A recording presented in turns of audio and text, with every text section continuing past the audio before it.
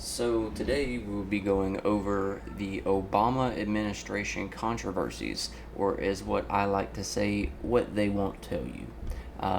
By what they won't tell you, I mean, is what the Obama lovers won't tell you, what the mainstream media won't tell you. It's a blip on the radar. They're just going to keep saying that Obama was the best president of our lifetime, that he was such a revolutionary, that he was so amazing. These things that we're going to cover in this video today, it's just, it's not reality. Like that narrative is not reality. So we're going to start off here. I wanted to show you the laundry list of the no scandals president, in alphabetical order. This I did not read every bit of it. I read probably half of it, maybe not even half. But I spent hours reading, and just on Obamacare alone was a minute. So this is the Obama administration controversies according to Wikipedia. There is that long list there. So what we're going to do is we're going to start with, I kind of highlighted 5 or 6 topics that I wanted to talk about, because I didn't want this to be a 3-hour video of me just bitching about Obama. So basically what we're going to start with first is the ATF gun walking scandal. What I knew this was before I dug into it to know the official narrative and all that.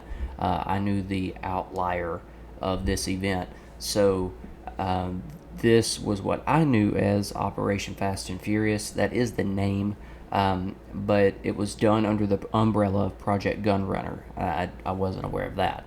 But gun walking, or letting guns walk, was a tactic used by the Arizona U.S. Attorney's Office and the Arizona Field Office of the United States Bureau of Alcohol, Tobacco, Firearms, and Explosives, ATF, which ran a series of sting operations between 2006 and 2011 in the Tucson and Phoenix area, where the ATF purposely allowed licensed firearm dealers to sell weapons to illegal straw buyers, hoping to track the guns to Mexican drug cartel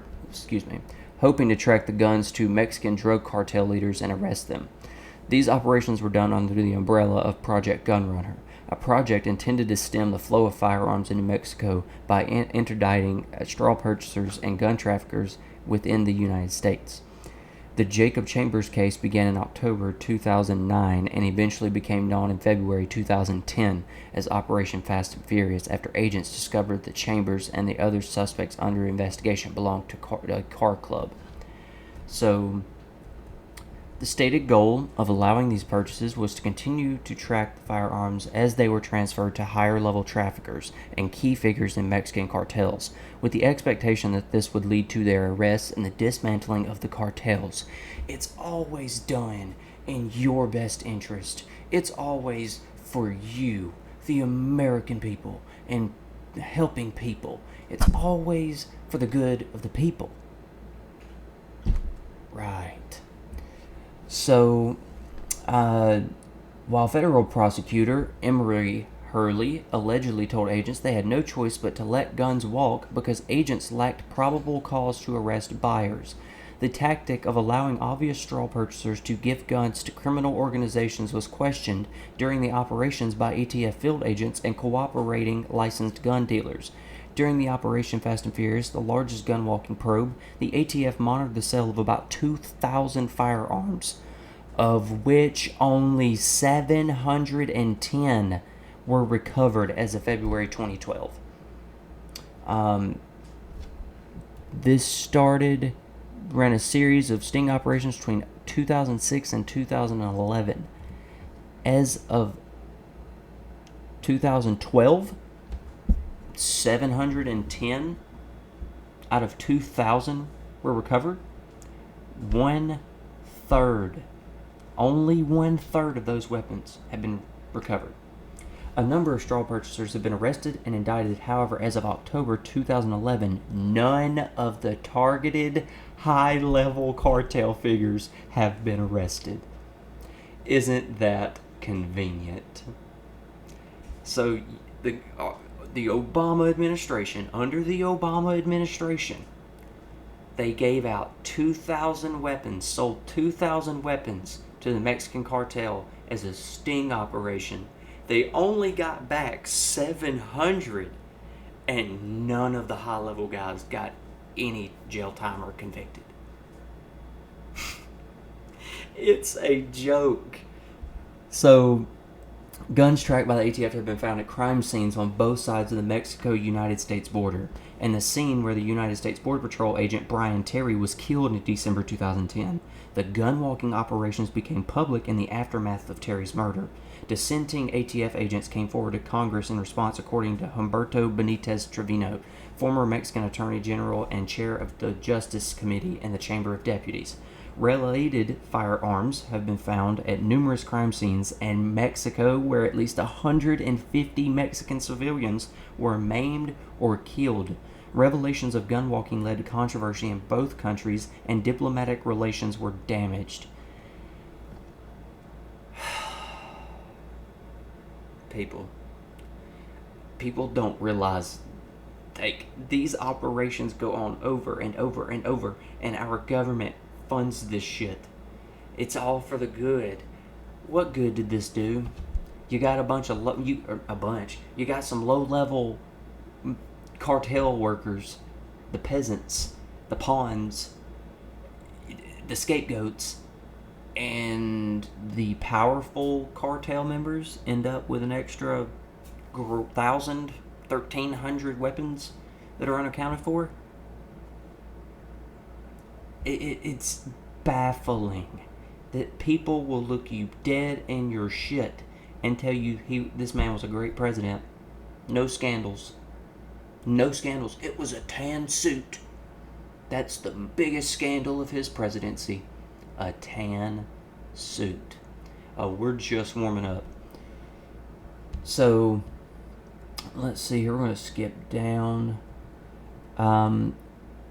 Let's see here. At Holder's request, President Barack Obama had invoked an executive privilege for the first time in his presidency in order to withhold documents that were not generated in the course of the conduct of Fast and Furious. In 2016, a federal court ruled that the records in question were not covered by privilege.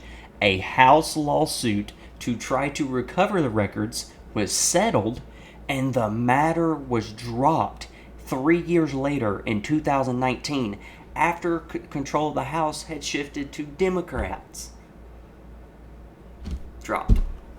So what the hell happened from, as a result of documents related to the scandal, vote party lines, control, blah, blah, blah, became the first member. Alright, so what happened between 2013 and 2019? Like, why didn't that get out then? Like, see, it's slow rolled. You never, they can just enact these executive privileges and poof, make things disappear. Kind of like Hunter Biden's laptop got censored and poof, disappeared. Like, bruh, give me a break. So, we're going to jump down here. Operation Wide Receivers, the first known ATF gun-walking operation to Mexican drug cartels, named Operation Wide Receiver, began in early 2006 and ran into late 2007. So, I mean, this is not just Obama, but Obama continued it. And his was Operation Fast and Furious. There you go. So, let's see here. Operation began on October 31st, 2009, when a local gun store reported to the Phoenix ATF that 4 individuals had purchased multiple AK-47 style rifles. In November 2009, the Phoenix Officers Group, which led the investigative group in Fast and Furious, began to follow a prolific gun trafficker. He had bought 34 firearms in 24 days, and he and his associates bought 212 more in the next month. Let's see here. According to where there was something else. Investigations follow. Okay, so. Alright. Agent John Dotson's book on his experiences in Operation Fast and Furious was released by Simon & Schuster on December 3rd, 2013.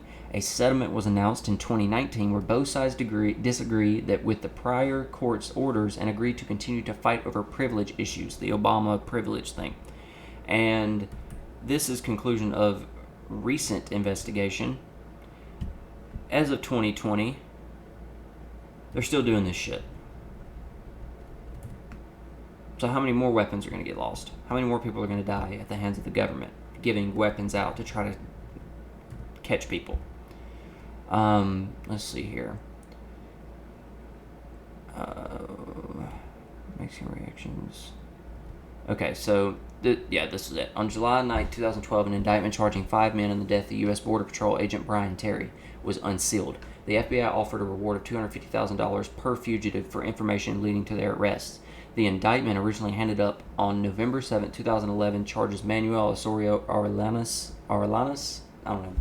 I'm not going to even try to say the rest of those names. You can see them here. I'm not even going to embarrass myself like that. But they got first-degree murder, second-degree murder, and other crimes. Manuel pleaded guilty to avoid the death penalty and was expected to be sentenced in March of 2013. As of December 12, 2012, another of the suspects in the custody and 3 remained fugitives. So that the people died due to this operation. Like, these operations are getting people killed. You're putting weapons in cartel hands, and it's coming back and killing your people. Bro, I would rather 10 guilty men go free than 1 innocent man die. Sorry. Like, that... No, I don't support that. So, that's one thing. The gun walking scandal. So remember, Operation Fast and Furious. You can go back through and read that there's so much here. I just don't want to bore you with all these details. But yeah, Operation Fast and Furious. So that's going to be topic number 1. Topic number 2, killing of Abdul Rahman Al-Awlaki. So Abdul Rahman Al-Awlaki, it's Anwar Al-Awlaki, was a 16-year-old United States citizen who was killed while eating dinner at an indoor restaurant in Yemen by a drone strike ordered by U.S. President Barack Obama on October 14, 2011. Abdul Rahman Al-Awlaki's father, Anwar, was alleged to be an operational leader of Al-Qaeda in the Arabian Peninsula. Anwar was killed by a CIA drone strike, also ordered by Obama, 2 weeks prior to killing his son. So, I'm going to use a different source here. I'm going to go to Glenn Greenwald. Obama killed a 16-year-old American in Yemen. Trump just killed his 8-year-old sister. It doesn't matter, red or blue. If they see you as a remote threat, whether you are or not, that's your ass. Period. That's how it is. You can vote Trump and balls and walls and he's going to save us all. Killed an 8-year-old girl in a raid. Please debate that with me. So, I'll move forward. This is an Obama video. I'll do a Trump one next. In 2010, President Obama directed CIA to assassinate an American citizen in Yemen, Anwar Al-Awlaki, despite the fact that he had never been charged with, let alone convicted of, any crime, and the agency successfully carried out that order a year later with the September 2011 drone strike. While that assassination created a widespread debate, the once again beloved ACLU sued Obama to restrain him from the assassination on the ground of due process, and then, when that suit was dismissed, sued Obama again after the killing was carried out. Another drone killing carried out shortly thereafter was perhaps even more significant, yet generated relatively little attention. 2 weeks after the killing of Al-Awlaki, a separate CIA drone strike in Yemen killed his 16-year-old American-born son, Abdul Rahman, along with the boy's 17-year-old cousin, and several other innocent Yemenis. I'm not sure if I'm saying that right. The U.S. eventually claimed that the boy was not their target, but merely collateral damage. Abdul Rahman's grief-stricken grandfather, Nasser al-Awlaki, urged the Washington Post to visit a Facebook memorial page for Abdul Rahman, which explained, look at his pictures, his friends, and his hobbies. His Facebook page shows a typical kid. Few events pulled the mask off Obama officials like this one. It highlighted how the Obama administration was ravaging Yemen, one of the world's poorest countries, just weeks after he won the Nobel Prize. Obama used cluster bombs that killed 35 Yemeni women and children. Even Obama supporting liberal comedians mocked the arguments of the Obama DOJ for why it had the right to execute Americans with no charges. Due process just means there's a process that you do, snarked Stephen Colbert. And a firestorm erupted when a former Obama press secretary, Robert Gibbs, offered a sociopathic justification for killing the Colorado-born teenager, apparently blaming him for his own killing by saying that he should have, quote, had a more responsible father. The longer quote to that is that he should have had a more responsible father, and that basically cuddling up to Al-Qaeda and terrorist organizations wasn't setting a good example. This kid had no background in being a terrorist. None. Okay, you cuck. If you want to say that about the 16-year-old, because sure, a 16-year-old is very capable of strapping up a bomb to his chest or carrying an AK-47. An 8-year-old girl Trump killed in a raid that he greenlit. Trump killed an 8-year-old. What's that excuse? So now the whole family's dead. The dad, the brother, or dad, son, and the daughter. Oh, so they just so happened, they didn't mean to kill them. But, but we did, and that's just, it happens. Are you fucking shitting me, dude? Are you fucking serious? Like, this shit makes my head hurt. Like, the audacity of these people. Like, and I'll get into,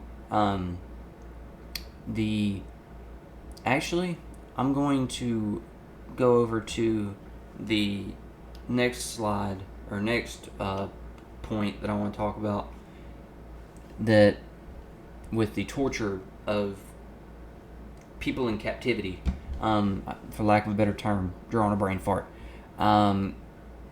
But there were major things found by the CIA in a report. So, we bombed the shit out of Yemen for years, and we are literally killing U.S. citizens. So, let's see here. In a hideous symbol of bipartisan continuity of U.S. barbarism, Nasser al-Awlaki just lost another one of his young grandchildren to U.S. violence. On Sunday, the Navy Team Teal 6, using armed Reaper drones for cover, carried out a commando raid on what it said was a compound harboring officials of Al-Qaeda in the Arabian Peninsula. Statement issued by President Trump lamented the death of an American service member and several others who were wounded, but made no mention of any civilian deaths. U.S. military officials initially denied any civilian deaths, and therefore the CNN report on the raid said nothing about any civilians being killed. But reports from Yemen quickly surfaced that 30 people were killed, including 10 women and children. Among the dead, the 8-year-old granddaughter of Nasser al-Awlaki, Nawar, who was also the daughter of Anwar al-Awlaki. So, like, this just continues, and it continues, and it continues. At what point do we stop? They're not even from a killing people standpoint. Just from a money standpoint, you're not doing anything. You're just taking lives. Like, the argument that we had to go over after 9/11, because what if Al-Qaeda gets big and, they get powerful and then they attack us? Bro, do you see what they're working with over there? They're not going to be a fucking threat to us. No more. Is that the case with China and their concentration camps? China's a hell of a lot more capable, I believe, than Afghanistan, Iran, Iraq. They're a hell of a lot more capable and developed to be a threat. You don't see us invading China. It makes no sense. It makes no sense. The only reason we do it is because the rich profit off of it. Iraq for Sale. There's a documentary I was going to show, but it really doesn't have... I couldn't correlate the time frames to actually be in the Obama administration. All I could show for sure was that it was in the Bush administration. So I didn't really want to show that in this video, even though I'm sure that same shit was continued on because of the CIA report I'm going to show here in a minute. But this happened. These things happened. People were killed. People were drone striked. I've seen videos in that Iraq for Sale documentary where these people are just sitting in the middle of a field having a congregation, just meeting. Normal Afghanis. They're not ISIS. They're not the Taliban. They're not, the Hezbollah. Like, bro, they're just normal people, and they're being drone striked. Like, no, that's fucked. How Team Obama justified killing a 16-year-old. Where's the full quote? Where's the full quote?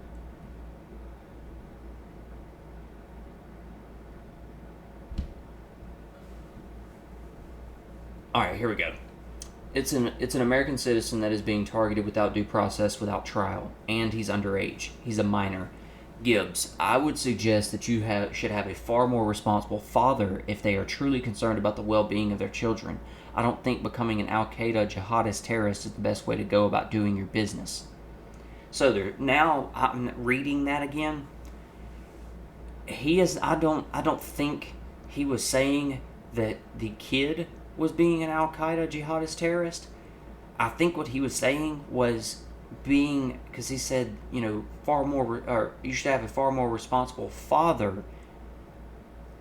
I think he is trying to say that his father should have set a better example. That is still fucked. Beyond fucked. So, because okay, so if my dad was a KKK member, I deserve to be called a racist. Because my dad was a KKK member. My dad was not. I'm playing a hypothetical. That's insane to me. And that is bigoted. Like, I don't want Bin Laden's kids dead. I believe Saddam Hussein has a batshit radicalized child that hates America, but Bin Laden does not. Both of his kids, I've seen articles written about them, read up on them. They're not bad people. I have no ill will towards them. Their dad was a piece of shit and a radical, but just makes logical sense.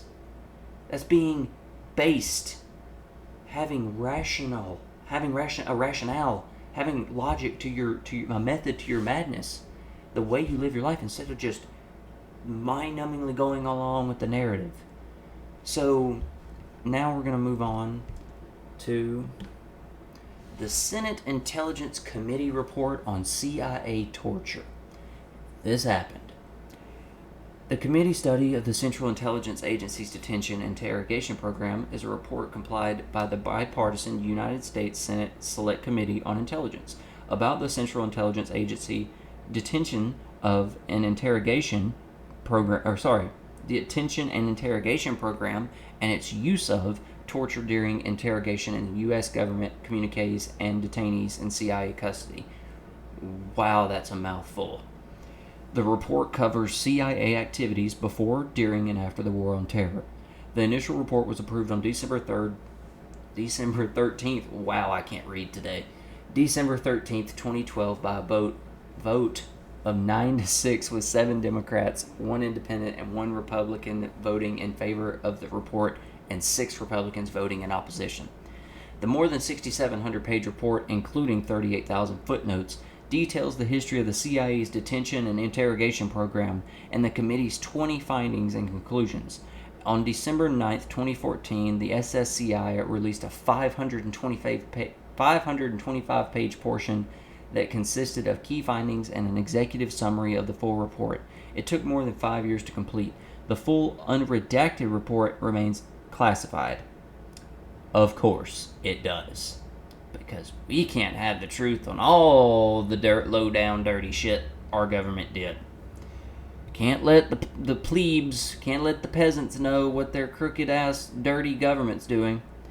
The report details actions by CIA officials, including torturing prisoners, providing misleading or false information about classified CIA programs to the President, Department of Justice, Congress, and the media, impeding government oversight and internal criticism, and mismanaging the program.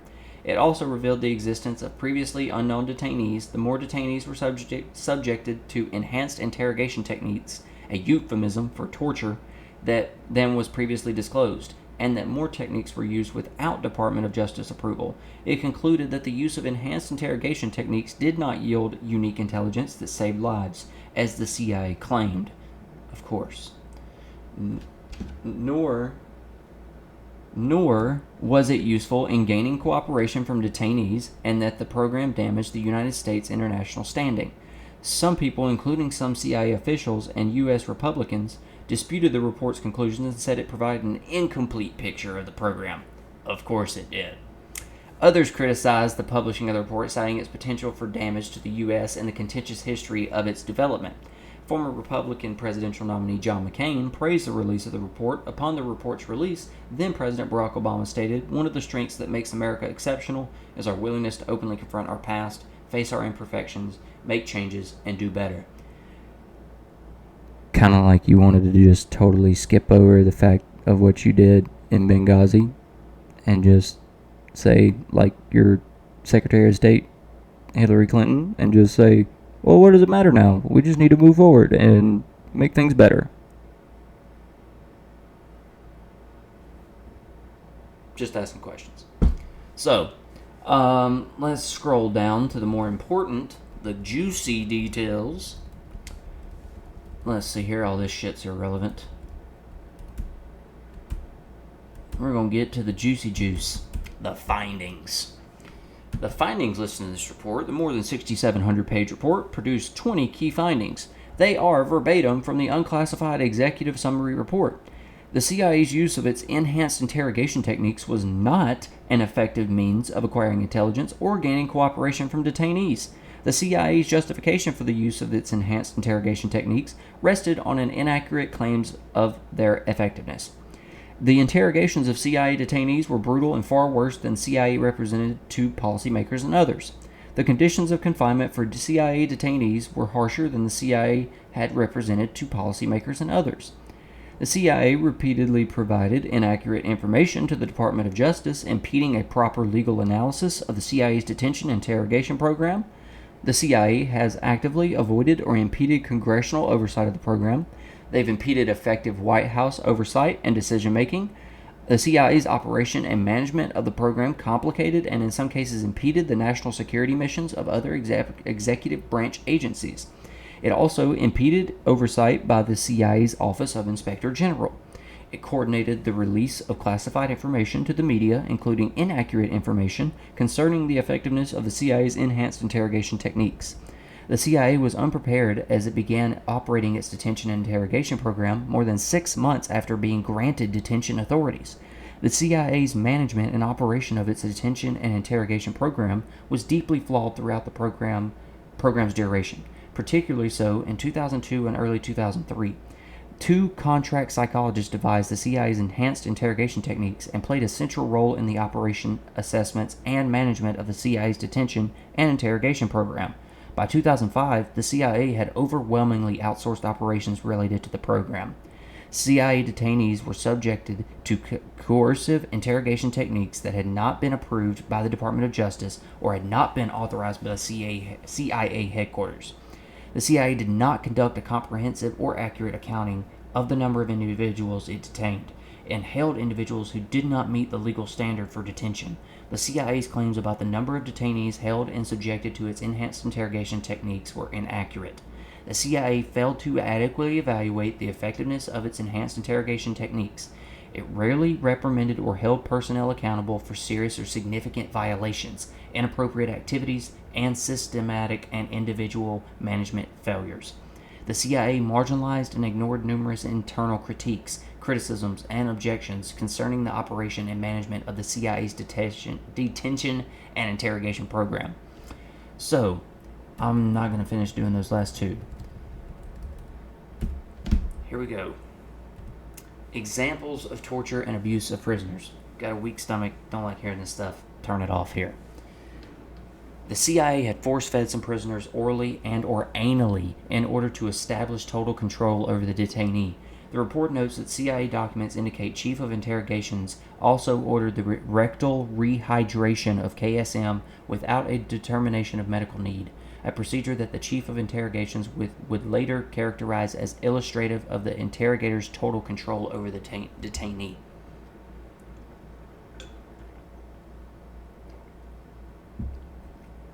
Sorry.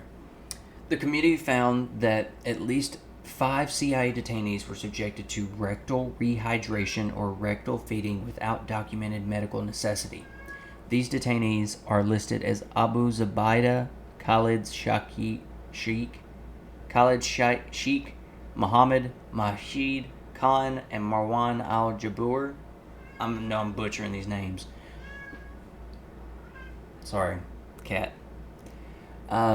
So, at least one prisoner was diagnosed with chronic hemorrhoids and anal fissure and symptomatic rectal prolapse, symptoms normally associated with violent rape. The report identified this detainee as Mustafa al-Hawasi. CIA officials, including General Counsel Scott Miller and Deputy Director of Operations James Pavitt, were told that rectal exams of at least 2 prisoners had been conducted with excessive force. A CIA attorney had asked to follow up on these incidents, but the report states that CIA records do not indicate any resolution of the inquiry. CIA interrogators threatened to rape and murder children and or family members of prisoners. For example, according to CIA's Inspector General, a CIA interrogator told Abid al-Rahim that if he did not provide information, we could get your mother in here and we can bring your family in here. The interrogator also led al-Nashiri to believe that he was being held in a Middle Eastern country whose interrogators sexually abused female family members in front of detainees. This is fucking disgusting. In a pissed off, like in a fucked up way. Like a really fucked up, like, bro. Like, and 20% of detainees were innocent. They were never found guilty of anything. In November 2002, the CIA killed Gul Rahman during interrogation by hypothermia. The detainee, Gul, was tortured by CIA officers and contractors and left wearing only a sweatshirt chained to a wall in a seating position on a cold floor.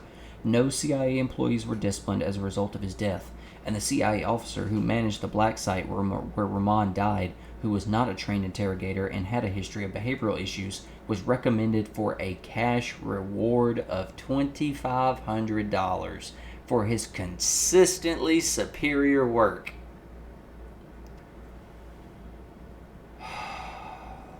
And continued to interrogate detainees.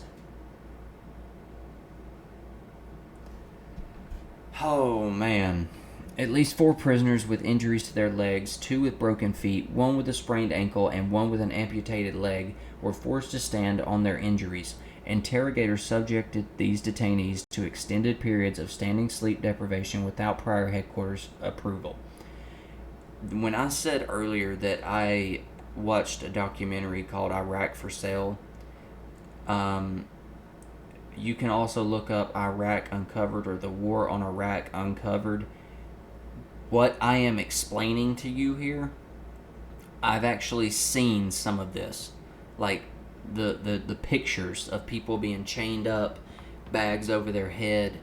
I've seen the video. I've seen the pictures. I've seen the bases where these cops, where military members are, I've got pictures saved on my phone.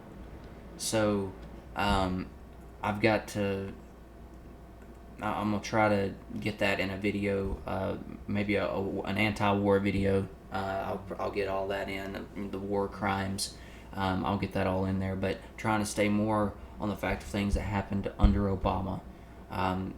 So I know that November 2002. It's not Obama.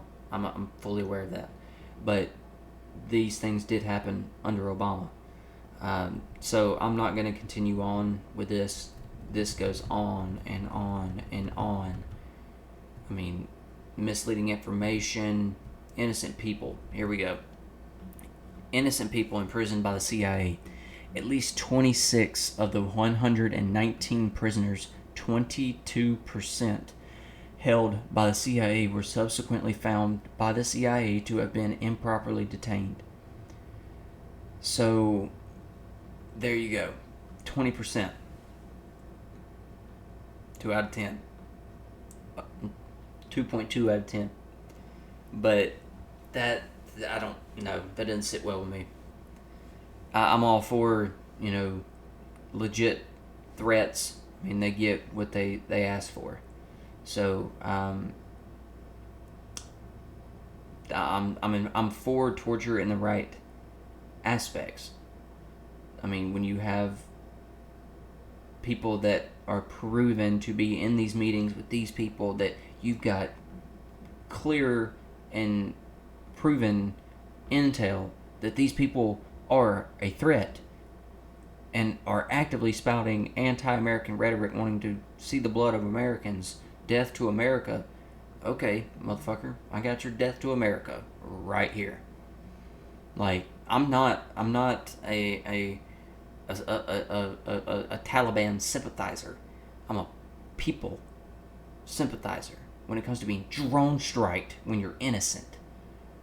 Like, that doesn't sit right with me. And it shouldn't sit right with anybody. If you don't have a problem with just random Iraqis being, or Afghanis, or anybody in the Middle East, Syrian people, I don't know what Sunni is that I think that's what Syria is. I'm not sure. I'm not sure on that. But anyway, my point. You shouldn't want anybody being drone striked that's innocent, that's just trying to make a living, getting up and going to work.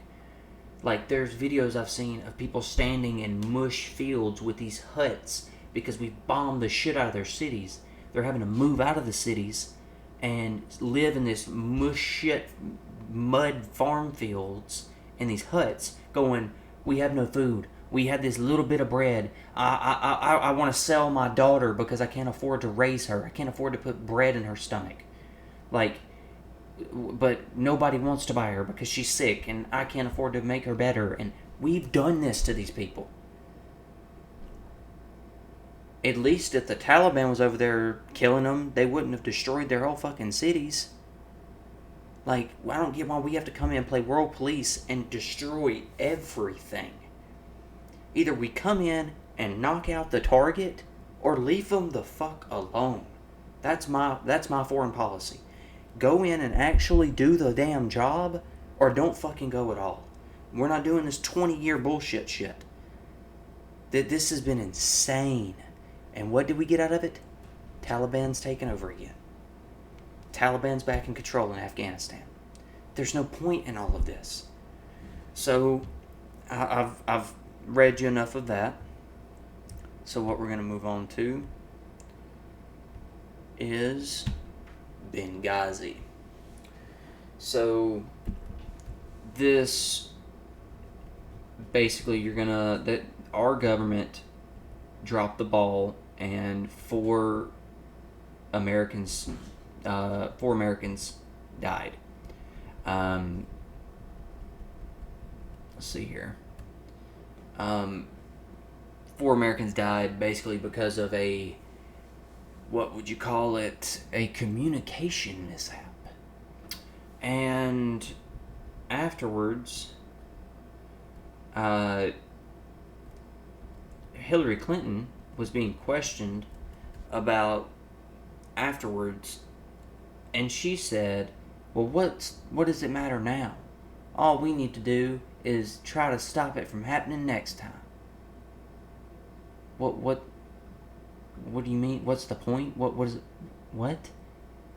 Like, these people are so out of touch. Like, and the main thing with this, with the Benghazi thing, they, once again, it was a lie. They came out and said that we were attacked because of an outrage over an Islamic film that upset them. What? Like, and what's funny about this is this is going to be a toe dip into the conspiracy realm. All the people that were a part of, this is totally different, my mind just kind of jumped. All the people that were a part of the Bin Laden operation, it's one of those operations. Operation, it was like Swordfish or something like that. When they took out Bin Laden, all those people are dead. Mysteriously died. Why? We never got Bin Laden's body. Never saw it. I saw Saddam Hussein hang. I watched that video as a kid. Never got Bin Laden's body. He was tossed out at sea. Right. So, I'm trying to... Was there another one? I could have sworn I had another... Anyway, I was going to show you guys the actual quote from Hillary Clinton, but I think that might have actually been here. Alright, the 2012 Benghazi attack was a coordinated attack against the two United States government facilities in Benghazi, Libya, by members of the Islamic militant group Ansar al-Sharia.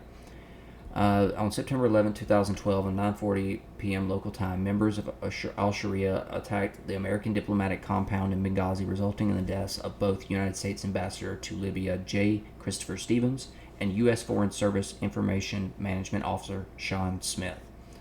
At around 4 a.m. on September 12th, the group launched a mortar attack against a CIA annex approximately 1 mile away, killing 2 CIA contractors, Tyrone Woods and Glenn Daugherty. Doherty. I don't know how they pronounce that. We say Daugherty. I had a coach. His name was Daugherty, so that's what I'm saying. And wounding 10 others. Initial analysis by the CIA, repeated by top government officials, indicated that the attack spontaneously arose from a protest. Subsequent investigations showed that the attack was premeditated, although rioters and looters not originally part of the group may have joined in after the attacks began. There is no definitive evidence that Al-Qaeda or any other international terrorist organization participated in the Benghazi attack. The United States immediately increased security worldwide at diplomatic and military facilities and began investigating the Benghazi attack, and condemned the attacks, or the Libyan government condemned the attacks and took steps to disband the militias. So, let's see here. I'm going to skip down.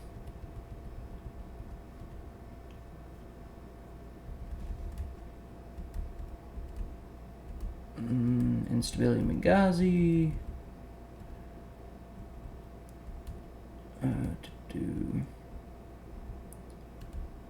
There was responsibility.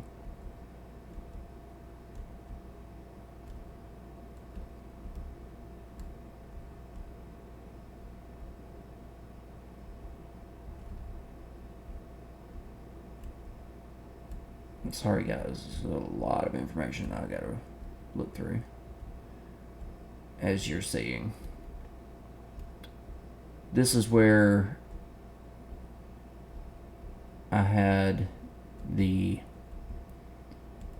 Well, I'm not sure exactly where it's at, but what I'm trying to show you would be the quote from Hillary Clinton, where she says that, oh, well, it doesn't matter now. We just need to move forward. Okay, lady.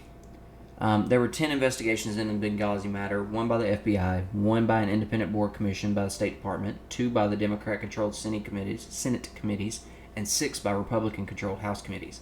After the first 5 Republican investigations found no evidence of wrongdoing by senior Obama administration officials, Republicans in 2014 opened a 6th investigation. Let's see here. Shortly after the Benghazi attack, Secretary of State Clinton commissioned an independent accountability review board to investigate, chaired by retired Ambassador Thomas R. Pickering, with Vice Chair retired Chairman of Joint Chiefs of Staff Michael Mullen. Let's see here.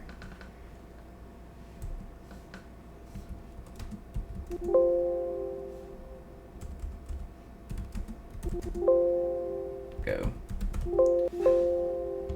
Because Google's bullshit.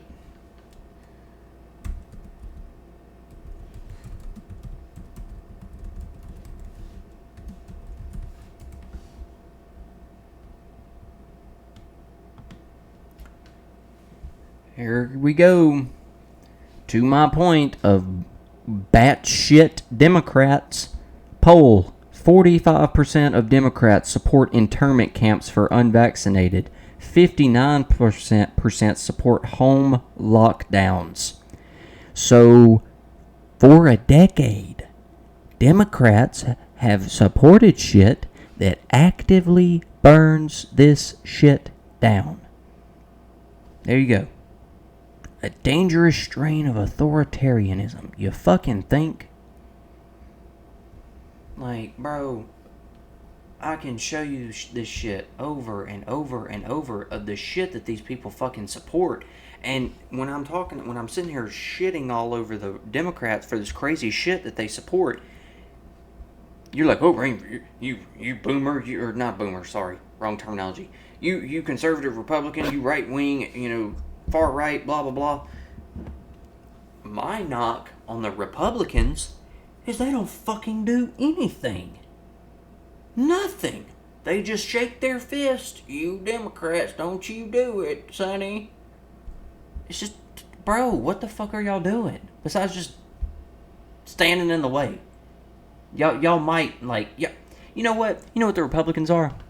The Republicans are the security guard at a Walgreens when someone walks in California to steal less than, $999 worth of product. That's what the Republicans are. The Republicans are the security guard at a Walgreens in California. And the Democrats are the shitbag on a bike with a black trash bag stealing shit off the shelves.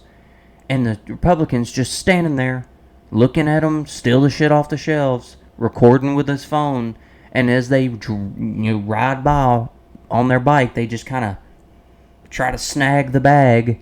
No tackle, no nothing, nope. They just try a little bitch grab. Are you serious? Like, that's really what you do? You just fucking sit there with your thumb up your ass? So, I can't support the Democrats because they're fucking batshit and will literally vote to lock you in your home, vote to lock you in an internment camp, because that's what they support. They say the quiet part out loud in the polls. So, I'm going to be like Joe Biden and whisper a little bit. So, this is absolutely insane. Other polls showed additional provisions receiving majority support, including the exchanges pooling small businesses and the uninsured with other consumers and providing subsidies. Some opponents believe the reform did not go far enough. A 2012 poll indicated that 71% of Republicans' opponents rejected it overall. 71% of Republicans, while 29% believed it did not go far enough. So here we go. 71% of Republicans rejected it overall, and then you got the 30% that says it didn't go far enough. The rhinos. They're Republican in name only. They are a sleeping Democrat, a fucking snake in the grass to the party. Independent opponents were divided 67-33. I'm definitely, if I had to decide, I'm an independent voter. So, but actually, I'm not even that, because I don't vote. I do not vote. My ideology is I refuse to validate a corrupt and broken system by going and standing in line to cast my vote for another corrupt shitbag. I'm not going to do it, because we don't get real candidates. We get popularity contest bullshit. It's like high school. It's like high school prom king and queen. The king and queen most of the time are shitbags. They're popular, captain of the football team that beats the shit out of the kids and bullies people. Like, no, that's what this is. Our presidents are in secret societies. George Bush, Clinton, I'm pretty sure Reagan was. There's like 10 U.S. presidents that were in secret societies. So we'll keep going. And among much smaller groups of the Democratic opponents, 49% rejected it overall and 51% wanted more. In June 2013, a majority of the public, 52 to 34, indicated a desire for Congress to implement or tinker with the law rather than repeal it. After the Supreme Court upheld the individual mandate, a 2012 poll held that most Americans want to see critics of President Obama's healthcare law drop efforts to block it and move on to other national issues. Of course. Just move on. Just deal with this bullshit that he implemented. In June 2013... Oh, I already read. Go. I got 4 cats, man. As of October 2013, approximately 40% were in favor, while 51% were against. About 29% of whites approved the law. I don't like the way they do that. Whites. Blacks. See? Okay. Alright. Here's the inconsistency in Wikipedia. I'm noticing this. 29% of whites. 91% of African Americans. Why can't we be Caucasian? Why can't we just be white? Why is it the whites? Look, is that just me? About 29% of whites approved of the law, compared with 61% of Hispanics and 91% of African Americans. I don't get that. A solid majority of seniors opposed the idea, and a solid majority of those under 40 were in favor. That's baffling. A 2014 poll reported that 26% of Americans support ACA. A later 2014 reported that 48.9% of respondents had an unfavorable view of ACA versus 38.3% who had a favorable view. So at every point, besides Democrats just being fucking stupid, the average, what's the word? I'm drawing a brain fart. The public opinion, Jesus. The average public opinion, people didn't like this shit. People didn't like being forced to get fucking health care or be penalized for it. America? What happened to America? Like, what the fuck is wrong with, like, what happened? So, anyway, alright, I've been taking up a lot I told you, this shit was, I read on this for like an hour by myself. Like, I know I'm scrolling through a lot, but I read a lot. I'm just not reading this whole thing. I could do an hour just reading all this. I'm well over an hour now. So, we got his drone strikes in Pakistan. Let's see here. You know what? I've done enough on his warmongering. This is the cumulative statistics about U.S. drone strikes. Total strikes 429, total killed 2,514 to 4,000, civilians killed 424 to 969, children killed 172 to 207, injured 1,162 to 1,749. Strikes under the Obama administration.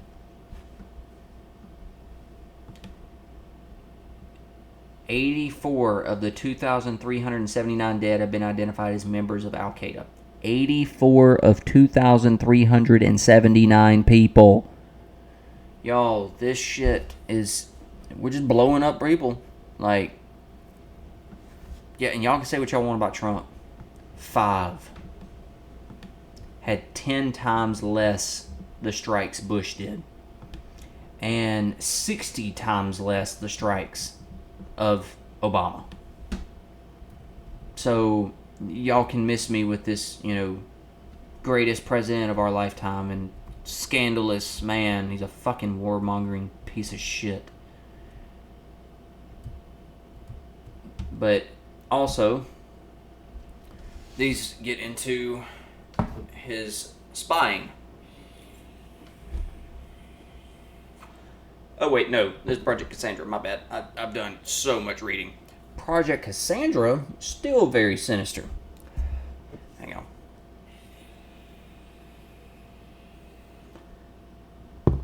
Project Cassandra is an effort led by the United States DEA to undercut Hezbollah. And just to give background, Hezbollah is a Lebanese Shia Islamist political party and militant group led by its Secretary General Hassan Nasrallah since 1992. So they're a terrorist organization, basically. Terrorist organization. Not a terrorist organization, but a terrorist organization.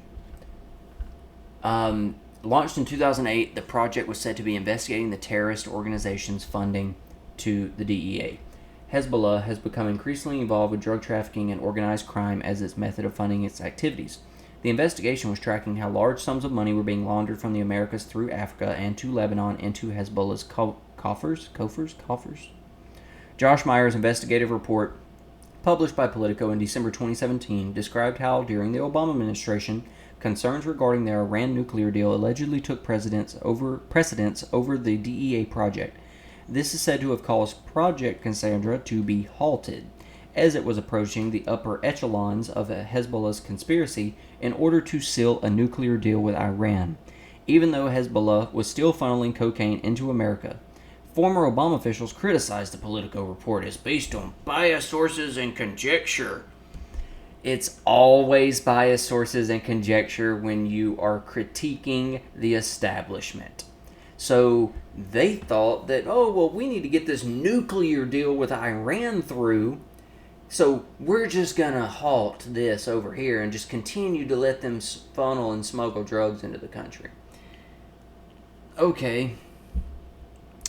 Alrighty then. So that was Project Cassandra. Then you have PRISM, which was a surveillance program. One of many surveillance programs that were under Obama. Let's see, is there any correlation over here on the side? Related topics? No. Okay, so there were many other ones in, I think, this. Yes. So you had PRISM here.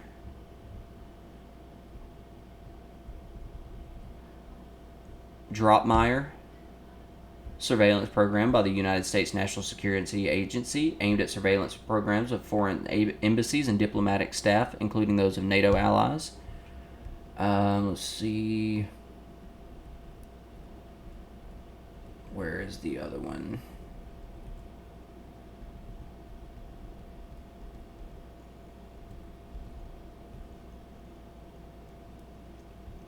Where was it? Maybe it was on that side. Hemisphere Project, maybe? Yes. Also called Hemisphere, is a mass surveillance program conducted by U.S. telephone company AT&T and paid for by the White House Official Office of Natural Drug Control Policy and Drug Enforcement Administration. AT&T employees work alongside the DEA and local law enforcement agencies at high-intensity drug trafficking areas offices in Los Angeles, Atlanta, Dallas, and Houston, where they supply officials with metadata from a database of telephones calls dating back to 1987, and the information is handed over in response to subpoenas rather than search warrants. The DEA had the power to issue administrative subpoenas without involvement of a court. Call detail records are collected for all calls handled by AT&T switches, not only calls placed by AT&T customers. The records include the caller's location and number around 4 billion per day. A telephone call may create more than one entry in the database. The program began in 2007 or earlier, but did not become public until 2013, when Drew Hendricks found a PowerPoint file about it among materials turned over in a response at a FOIA request. FOIA is Freedom of Information. Marked as law enforcement sensitive, the file gives examples of suspects said to have been found with Hemisphere data. So several of the suspects given as examples were wanted in connection to crimes unrelated to drugs, such as making bomb threats, impersonating a military officer, and theft from a jewelry store. The White House said that the data raises no privacy concerns, a statement contradicted by Jamil Jafir of the ACLU, who said he would speculate that one reason for the secrecy of the program is that it would be very hard to justify it to the public or the courts. The program was likened to proposals made by legislators after the disclosure of PRISM, the other spying program, in particular one by Representative Adam Schiff, who called for a look at changing the telephone metadata program by having phone companies retain their own data rather of the government.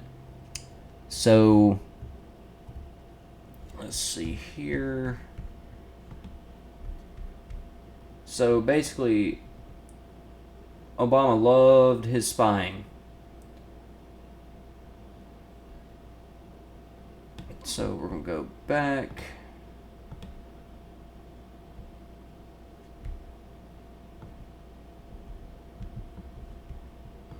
Go back to PRISM. Documents indicate that PRISM is the number one source of raw intelligence used for NSA analytic reports, and it accounts for 91% of the NSA's internet traffic required under FISA Section 702. Let's see. Oh, forgot this up here.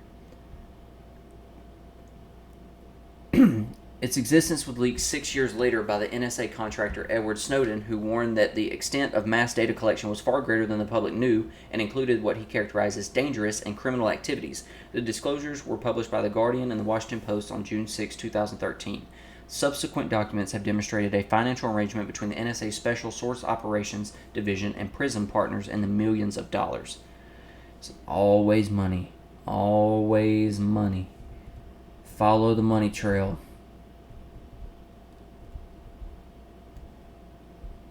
And these are the slides released by Edward Snowden showing the operation and processes behind the PRISM program.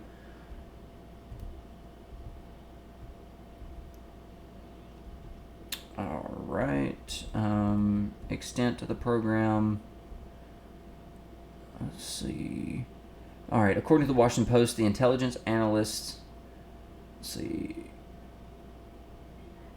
Yeah. So, intelligence analysts search PRISM data using terms intended to identify suspicious communications of targets whom the analysts suspect with at least 51% confidence to not be U.S. citizens. But in the process, communication data of some U.S. citizens are also collected unintentionally. See? They create these laws, they create these programs under this umbrella that it's for your good, it's for your safety, and then you're just collateral damage, just like Anwar al-Awlaki. So, or excuse me, not Anwar, sorry, Abdul Rahman al-Awlaki, just collateral damage. So, at this point, if you're spied on while they're trying to catch a terrorist, you are collateral damage. Let's see here. Scroll. Training materials for analysts tell them that while they should periodically report such accidental collection of non-foreign U.S. data, it's nothing to worry about. According to The Guardian, NSA had access to chats and emails on Hotmail.com and Skype because Microsoft had developed a surveillance capability to deal with the interception of chats, and for PRISM collection against Microsoft email services will be unaffected because PRISM collects this data prior to encryption. Also, according to The Guardian's Glenn Greenwald, love Glenn, showed his article earlier, The Intercept, Glenn Greenwald. Even low-level NSA analysts are allowed to search and listen to the communications of Americans and other people without court approval and supervision. Greenwald said low-level analysts can, via systems like PRISM, listen to whatever emails they want, whatever phone calls, browsing histories, Microsoft Word documents, and it's all done with no need to go to a court, with no need to even get a supervisor approval on part of the analyst. He added that the NSA databank with years of collected communications allows analysts to search the database and listen to calls or read emails of everything that the NSA has stored or lock. Was that look? I can't. Oop. I lost my spot. Yeah, or look at the browsing histories or Google search terms that you've entered. It also alerts them to any further activity that people connected to that email address or that IP address do in the future. Gosh, I'm having a problem saying his name. Greenwald was referring in the context of the foregoing quotes to the NSA program X-Keyscore. X-Keyscore is a secret computer system used by the United States National Security Agency for searching and analyzing global internet data, which it collects in real time. The NSA has shared X-Keyscore with other intelligence agencies, including the Australian Signals Directorate. They have all kinds of shit tracking you constantly. You're being listened to. You're being monitored. Like, bro, I'm showing you. Program after program after program that these people do not care about you, your privacy, nothing.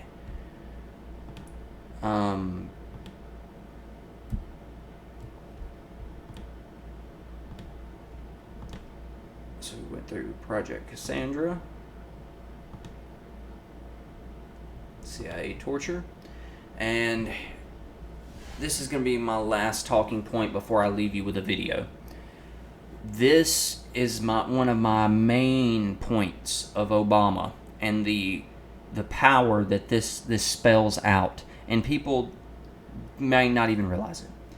On December 31st, 2011, President Obama signed the National Defense Authorization Act, the NDAA, codifying indefinite military detention without charge or trial into law for the first time in American history. The NDAA's dangerous detention provisions would authorize the president and all future presidents to order the military to pick up and indefinitely imprison people captured anywhere in the world, far from any battlefield.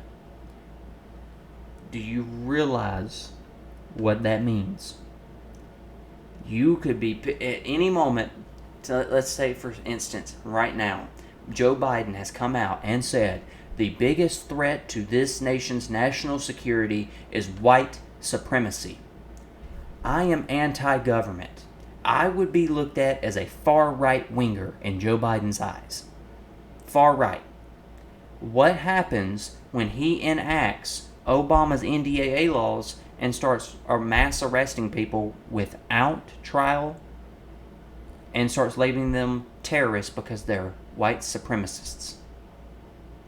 He's got the power to do it right here. You can't tell me that couldn't happen. You cannot tell me that couldn't happen. The law's right here on the books. You're looking at it just as well as I am. You're reading it just as well as I am. I mean, I'll even scroll through the whole thing, that whole little thing right there, so y'all can read over that. But, like, I don't see how people defend this man and get tattoos of this man on them. He was a fucking warmonger that was corrupt as shit. Like, I don't get it, but I mean, I guess to each their own. But I'm going to leave you with this. The shit show that we have right now in office, everybody conspires of who's really leading the show because this old daughter is just bebopping his way around, and we all know he's not truly running the show.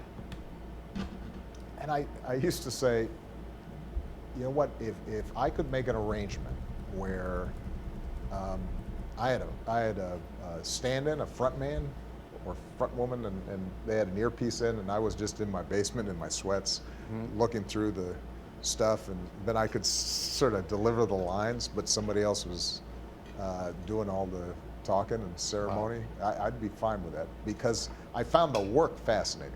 I mean, I write about the even on my worst days, I found puzzling out, these big, complicated, difficult issues. Do what? Especially if you were working with some great people, to be professional. You said what? Really satisfying.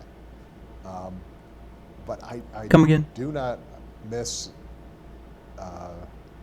having to wear a tie every day. And Are there things dry that cleaning you bills. like? Are there aspects of the job? Because we found out from your success. Okay, so that's enough. This video is well over an hour now, I believe. So I'm gonna end it there. Give you a little something to think about. That's what my brain thinks about. I think about conspiracy and the bigger picture to our reality, not taking it at face value. What we're told as being the truth. Even some of the things I've done in this video today, it could be all propaganda. But at this point, I like to take a second to think about what are the possibilities of what's truly going on here. What's the bigger picture, like a 50-year picture? Where are we? So, with that being said, that's the raindrop, and I appreciate you guys for tuning in. Like, comment, subscribe, show your friends, tell your friends. Maybe they'll learn something too. Peace.